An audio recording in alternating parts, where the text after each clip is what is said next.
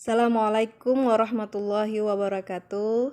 Kita akan belajar tentang pengisian SPT surat pajak tahunan.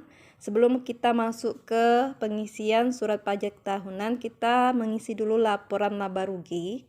Kita ambil di sini untuk pendapatan usaha, dana SPP dan dana BOP. Untuk pendapatan dana SPP ini diambil dari dana biaya SPP bulanan anak, berapa per bulan dikalikan selama 12 bulan.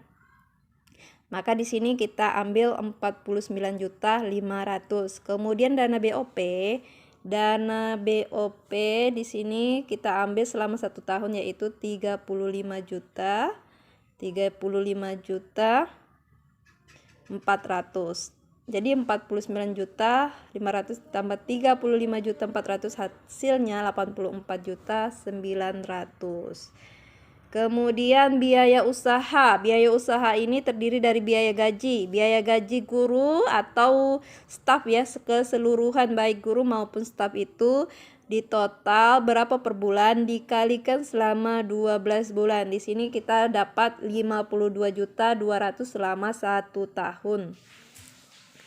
Kemudian beban perlengkapan ATK selama 1 tahun, beban perawatan gedung selama 1 tahun yaitu 9 juta, beban listrik 5 juta, beban air selama 1 tahun 2.500.000, dan beban lainnya di luar dari beban perlengkapan ATK itu beban lainnya itu kita prediksi sekitar 9.700.000. Jadi total keseluruhan untuk biaya usaha setelah ditotalkan dari biaya gaji, kemudian beban perlengkapan ATK, beban perawatan gedung, beban listrik, beban air, beban lainnya, akhirnya mendapatkan 4.900.000. Ya, terus selanjutnya kita mengisi neraca per 30 Desember 2023. Di sini ada beberapa kolom. Pertama ada perlengkapan, perkiraan akun atau perlengkapan di sini itu debitnya 6.500.000. Kemudian gedung sekolah, kita ambil peralatan dulu ya. Peralatan itu 9.700.000. Kemudian gedung sekolah itu 110 juta. Untuk perlengkapan ini di sini kita ambil dari laporan laba rugi, yaitu perlengkapan ATK, dan untuk beban lainnya tinggal kita pindahkan ke peralatan. Jadi total keseluruhan kreditnya itu 126.200.000. Itu didapatkan dari perlengkapan, kemudian ditambah peralatan dan harga dari gedung sekolah tersebut. Setelah kita mendapatkan neraca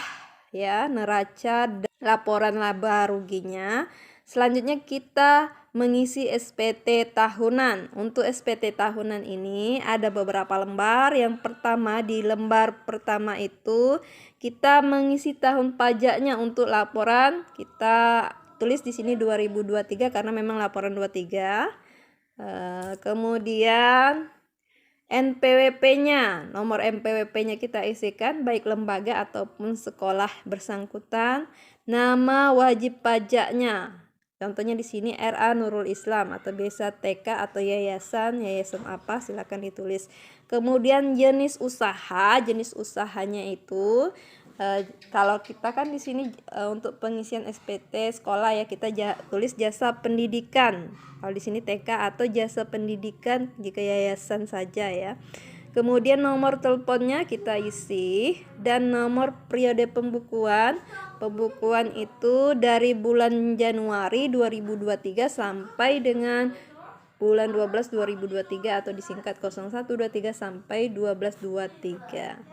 Selanjutnya untuk di bawah ya, kita cukup menuliskan tahunnya saja di sini 2023. Kita masuk ke lembaran kedua, yaitu halaman kedua ya. Untuk halaman kedua ini cukup kita menulis tahunnya 2023, terus tanda tangan pelapor ya.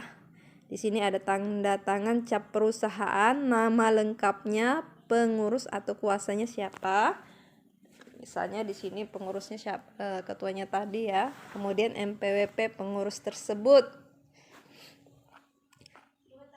Di halaman 1, lampiran 1, tetap ya untuk tahunnya kita tulis 2023 sama dengan yang tadi. Kemudian NPWP-nya juga seperti itu, nama wajib pajaknya, kemudian periode pembukuannya juga sama.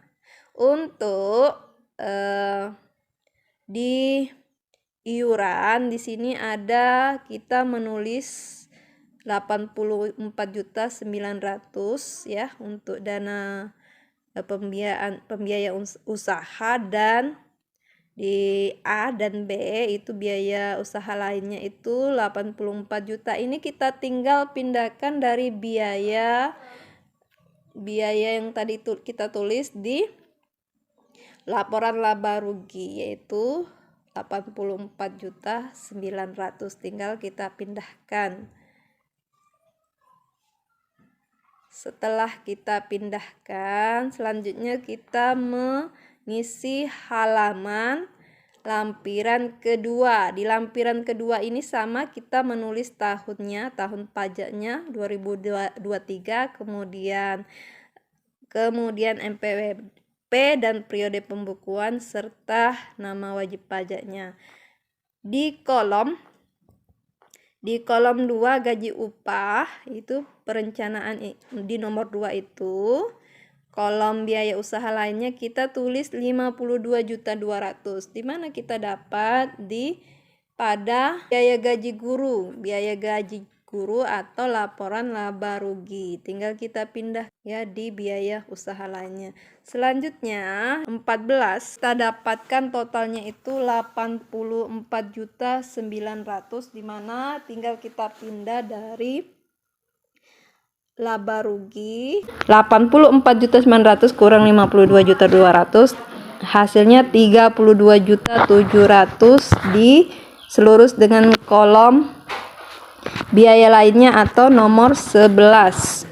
Tinggal dipindah di kolom jumlah rupiah lainnya sama dengan biaya usaha lainnya.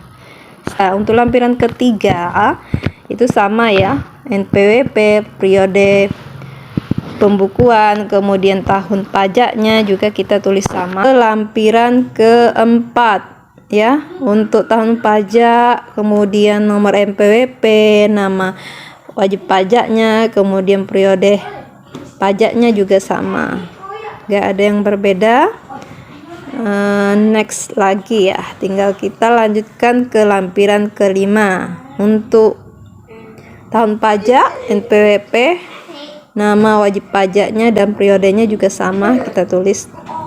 Di sini ada nama kepala sekolah, kemudian bendahara dan sekretaris. Silakan wajib ditulis ya, alamatnya ditulis, kemudian NPWP-nya ditulis, kemudian jabatannya apa jabatan, kepala sekolah, kemudian wakil, bendahara, ketiganya ditulis. Selanjutnya ke lampiran ke-6.